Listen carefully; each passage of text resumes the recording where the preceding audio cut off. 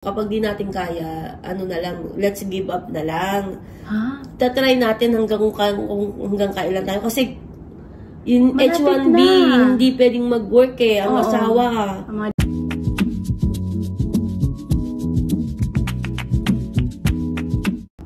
Hello everyone! So, andito tayo sa bahay ni Ma'am Dali, teacher sa high school, nagtuturo as an English teacher. So, how long have you been working here in our place dito sa US? Around 5 months na. Kasi kararating ko lang last September 16 last year. So, July last year, no? September po. September ako dumating. Okay. So far, okay naman. Okay naman siya, kaso lang yun nga yung sahod. Eh. Okay. Kasi hindi mo naman na-expect na ganun pala yung ikakaltasin sa'yo. Kasi prorated kayo, hindi kayo nag-start sa... Hindi kami nakapag-start ng July or ng August, diba? So, ang mga concern ng netizens natin is magkakasya ba daw yung sahod ng teacher sa sa cost of living ng teacher dito, lalo na pag may pamilya ka. So, andito yung husband mo tsaka yung isang anak mo. Tapos may own house kayo. So far, ano naman yung budgeting ninyo, ma'am? Okay naman ba? Kasi dito naman, diba, mahal din naman kahit kung sabihin mo kasi Amerika eh. Kaso lang talaga, depende kasi yan sa sahod mo. Kasi as yung experience mo, yun kasi yung magbibigay sa'yo ng more income. Kaso lang yun nga, kapag di ka dumating ng on time, magiging prorated ka. Then hindi mo alam yung mga kaltasin nila. Marami pala silang kinakaltas, lalo ng mga estate taxes. And mahal yung health insurance. So, kasali sila sa health insurance yung family mo? During the first time na dumating ako, hindi ko sinali kasi mahal. Then, kapag family plan, it costs around $1,300. $1,000? So, that no one is here na in-include yung family na. Kasi nga, pero ngayon, sinali mo? wala akong choice kundi sinali ko yung anak ko. So, magkano binabayaran mo sa insurance? Around $600. Okay. Yung kasali niya yung husband mo tsaka yung anak mo? Hindi ko sinali yung husband ko. Ikaw lang tsaka yung anak mo? Oo, yung anak ko kasi importante kasi pag nagkasakit. Kasi one time na dumating kami, nagkasakit siya, nagka-allergy. Ayun, agaw. Ang mahal ng check-up, $100. Agaw yung check-up. Sa ospital? Sa may parang may rush center sila dito na yun, kaya so, wala akong choice. Masyadong mahal. Plus bahay pa. Mahal yung bahay dito. Yes. So, magkano yung bahay na binabi? Ito yung bahay, ano na siya ngayon? 2 bedrooms kayo? 900 na siya ngayon. Tumaas na kasi siya, $900. Oh my gosh. So, 2 bedrooms. 2 bedroom. $900. Tapos, may insurance ka pa. Yes, kinakaltas lahat yun. So, prorated ka pa. So, talagang hindi talaga kasya. Kaya talaga yung iba, hindi talaga nila sinasama yung family nila kasi nagsisettle sila. But then, yung sa mga maliit, kasi depende yan sa sitwasyon eh. Kung may maliit ka, siyempre hindi mo may iwan. Lalo't wala kang pag-iiwanan. Kaya wala kang choice kundi isama mo. Kaya, yun lang, ubos lahat ng savings yung mga pinagtrabahuan nung nakaraang mga taon sa abroad ka? din. Hindi po gaya po akong Japan. So, yung savings nyo dati, naubos na. unti-unti yung nagagamit ngayon. Wala na, ubos na eh. Kasi nung umuwi pa ako ng Pilipinas, kasi nga yung asawa ko nga, depende din kasi yung foreigner kasi yung asawa ko. Hindi naman kasi mahirap kung Filipino lang. Regarding dun sa pagkuha ng visa, pag-interview, ibang lahi, kaya natagalan kami nakarating on time. Ang tagal i-release ng embassy yung passport ng asawa ko. So, natagalan kayo sa Pinas? Natagalan kami sa Pinas. Yung mga savings ninyo. Alam mo naman sa Pilipinas, mas malaki pa ang gastos kaysa sa Amerika.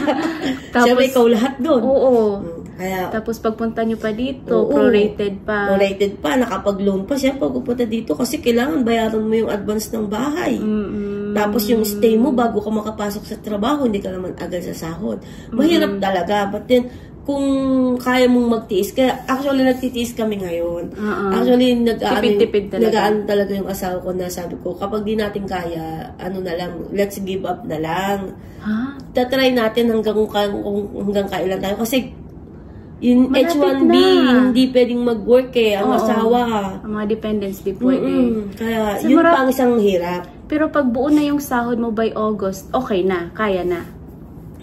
Siguro kasi hindi pa naman nag-aaral yung anak ko ng talagang ano eh. So, yung mga gastusin nyo, bahay, health insurance, food, tapos yung food ninyo, state tax, federal tax, yung mga car pa. May car pa kayo. Kaya kami nagipit kasi really need a car. Kasi pag wala kang car, hindi ka makakalakad. Mahirap. Kaya Magkano yung budget, monthly? Ay hindi, ano naman kasi, hindi kami nag-monthly kasi nga wala akong stable magkano na income. Magkano yung binili ninyo pagbili nyo sa binili namin yung car ng $2,500. So, okay naman dito so lang far. talaga siya. Okay naman so far, hindi naman siya nasisira. Kaya, magkano yung gas ninyo isang buwan? siguro, ang Mga 1 week eh, $20 eh. Ganun Mga 60, 70 somewhere there, no?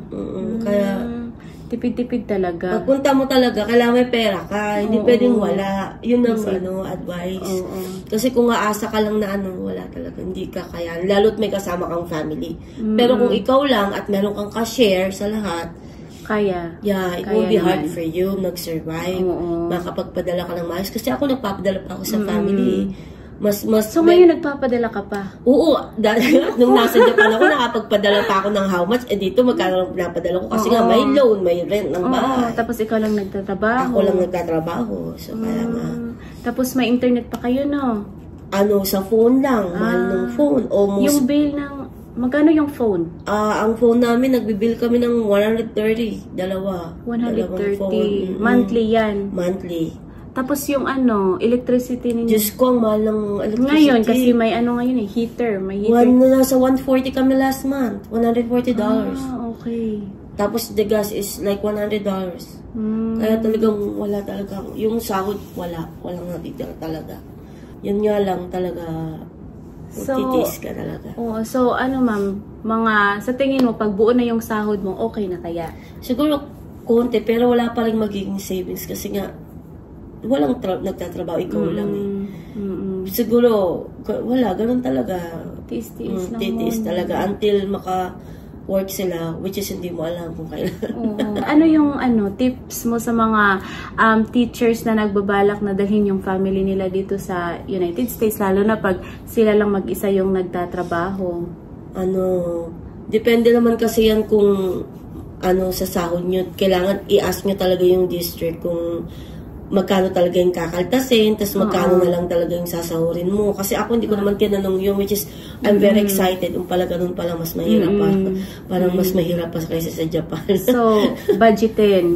Oo. Kailangan talaga may pera ka na sobra talaga na gagamitin mo na pang beginning. Kasi nga, kung may kasama ka lalo ilan yung anak mo, baka mamaya, 2-3 ang hirap. Yun yung nangyari sa akin. Iniwan ko yung mga babies ko 3, diba? Ako lang muna mag-isa for a year. So, nag-prepare talaga ako. Nag-save para pagdating nila, ready na. Yun po ang Sacrifice talaga.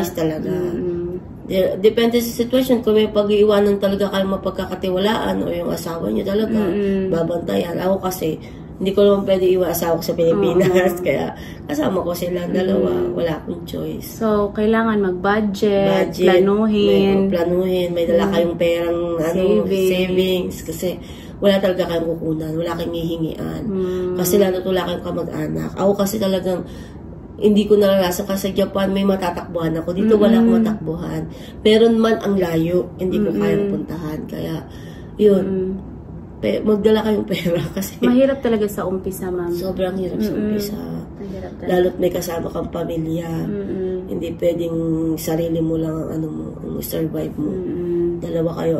Okay, so i-recap natin yung mga gagastusin sa kung may family ka dito. Una, yung rent ng bahay. Magkano yung rent nyo, ma'am? Siguro, pag 2 bedroom. 2 bedrooms, 900. Bill ng kuryente. 130. Mga 100 something. Tapos may gas ka pa kayo. Yes, mga around 100. May sasakyan pa. Yes, cash naman yung sasakyan nyo. Pero kung pag monthly kayo, like $300. May insurance ka pa sa car. May insurance pa sa car. Magkano yung insurance nyo? Like lumang car naman. Which is Okay. like mga 80 lang. Tapos gas pa ng sasakyan, around 80. Yes. Tapos may bill pa kayo ng phone. 130. Tapos yung pagkain pa natin, yung food. Mga ilang kaya budget niyo sa isang buwan, isang anak? Pinagkakasya, ma'am, yung $100. $100 pinagkakasya isang... $100 to $200. Kasi Sa isang buwan?